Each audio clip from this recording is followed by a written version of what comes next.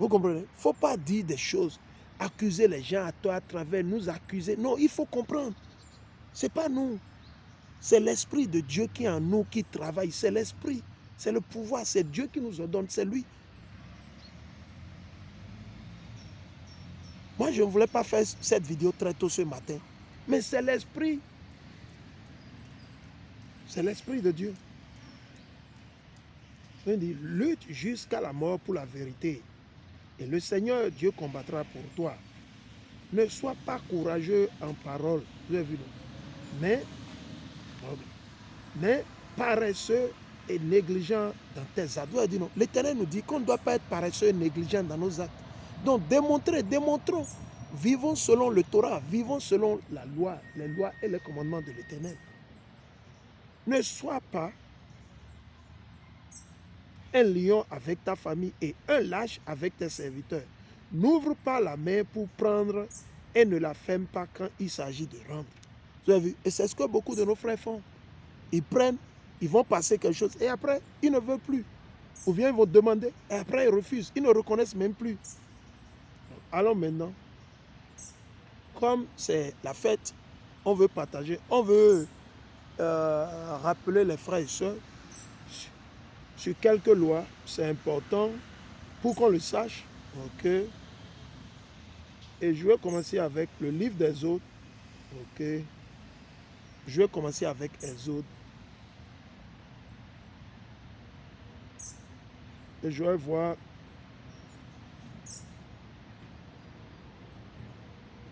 Je vais aller dans Exode.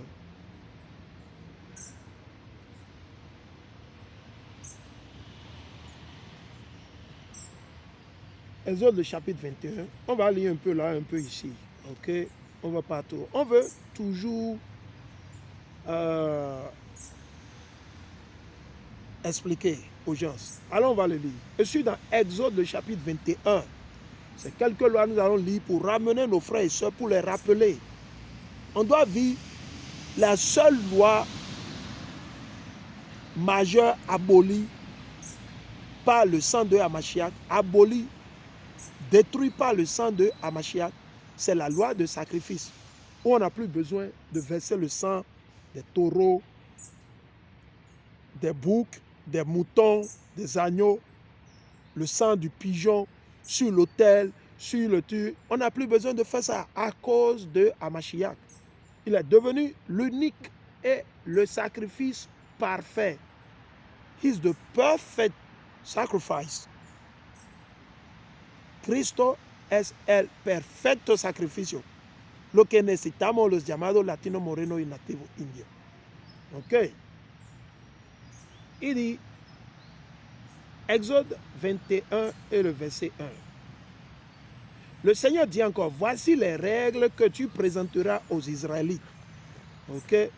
Quand vous achèterez un esclave hébreu, il sera pendant 6 ans. Il servira plutôt pendant 6 ans. Donc, quand vous prenez les domestiques, genre, vous allez vous contacter de votre grand-mère au village une temps pour qu'on vous trouve une domestique, soit disant une domestique, une servante. Genre, vous allez l'utiliser à la maison pour faire les œufs. L'Éternel dit, vous devez la payer la domestique normalement. Vous ne pouvez pas la prendre juste pour la prendre. Non.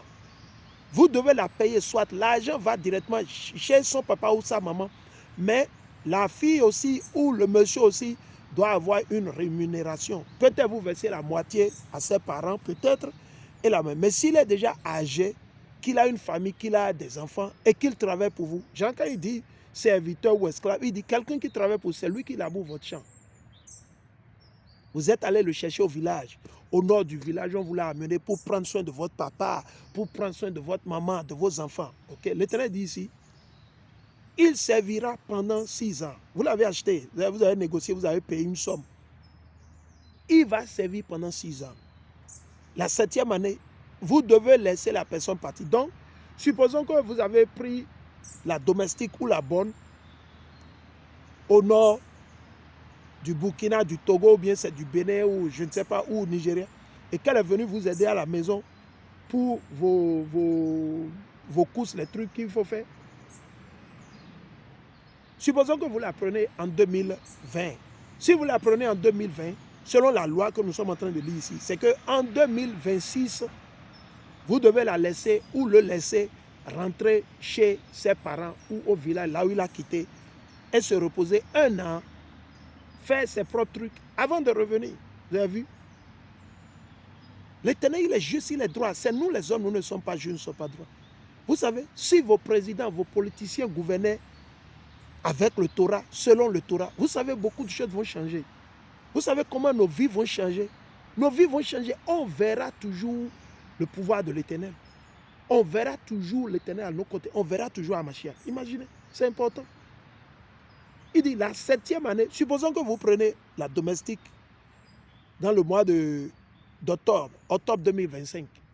Octobre 2025, 2025 plus 6, ça fait 2031. C'est dit, 25 octobre 2031, vous devez laisser partir la domestique chez elle, ou le domestique, ou le monsieur. Vous devez le laisser partir.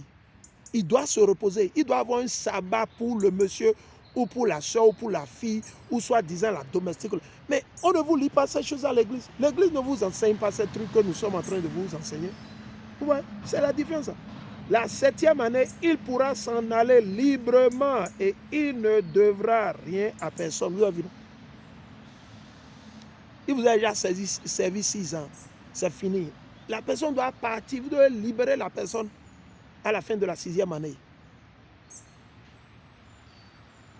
Librement. S'il était seul en venant à votre service, il ou elle, ça peut être la femme ou comme l'homme, il partira seul. S'il était marié, sa femme partira avec lui. Vous avez vu, c'est une loi.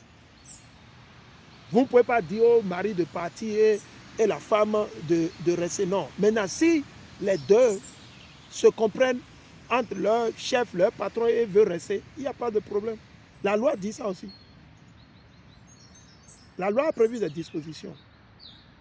Si son maître lui a donné une femme, et si l'esclave a eu des garçons ou des filles avec elle, donc son maître lui a donné une femme. Ouais. Il lui a donné une femme. Okay? La femme et ses enfants appartiennent au maître. Vous avez vu? C'est le maître qui lui a donné la femme. Ce n'est pas lui-même qui a apporté sa femme. C'est le maître qui lui a donné une femme. Peut-être le maître lui a donné sa fille, ou le maître lui a donné la fille de son frère en mariage, tout ça là, en dot quoi. Vous voyez non? Il dit que, et si l'esclave a eu des garçons ou des filles avec elle, la femme et ses enfants appartiennent au maître. L'homme partira tout seul. Vous avez vu non? Il ne peut pas prendre les enfants et la femme parce que le monsieur lui a donné sa fille. L'homme partira tout seul.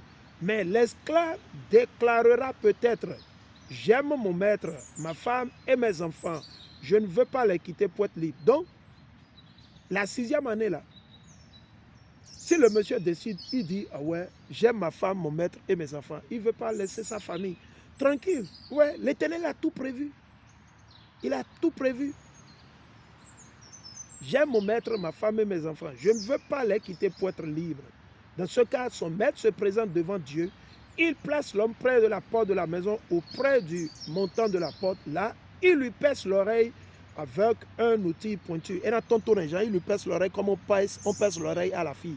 C'est ce que beaucoup d'entre vous, aujourd'hui, vous ne comprenez pas. Quand un homme pèse l'oreille, c'est un truc pratique au temps de nos aïeux. Bueno, tonton, c'est un truc pratique. Je suis là en tonton, parce que non.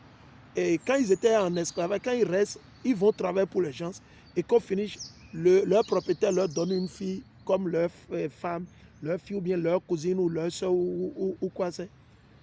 Et ils se voient dans la 7e année, comment ils sont dit, il se voit, il ne veut pas partir quoi. Il veut rester toujours. Donc là, on doit lui percer l'oreille. On doit lui percer l'oreille. Vous voyez, non? Alors, l'homme sera son esclave pour toujours. Vous voyez, non? Là, c'est un autre cas. Vous voyez, non? Il dit, si un homme vend sa fille comme esclave, celle-ci ne retrouvera pas sa liberté dans les mêmes conditions que les hommes qui sont esclaves. Ouais. Donc, si vous vendez votre fille à quelqu'un comme esclave, l'Éternel dit que la fille n'aura pas quoi? La liberté. Ok? Parce que l'homme, son papa l'a vendu. Le papa a vendu la fille. Ok? Il dit, dans les mêmes, il dit, voici ce qui peut arriver. Son maître l'a acheté pour en faire une de ses femmes. Vous voyez, non? Voici un cas. Donc, celui qui l'a acheté, il peut faire d'elle une femme. Il peut imaginer. C'est pour ça la domestique, que un bon exemple ici, c'est dans Genèse. Quand Pharaon a donné une de ses filles à Sarah comme sa domestique. Pharaon a donné une de ses jolies, la plus jolie des Égyptiennes dans le temps. La plus jolie des Égyptiennes dans le temps. Pharaon a donné ça à Sarah comme domestique. Pharaon a vendu. Il a donné. Il n'a pas pris l'argent, mais il a donné parce que c'est Dieu qui a béni Abraham. Mais la domestique, comme nous le lisons ici, est devenue la femme de qui? D'Abraham. Comment? Parce que Dieu a donné l'esprit à Sarah de la donner à Abraham comme quoi? Marie. Parce que Dieu a déjà, comme femme plutôt, Dieu a déjà fait son plan. C'est nous les hommes, nous ne comprenons pas. Dieu, lui, il a déjà fait son plan.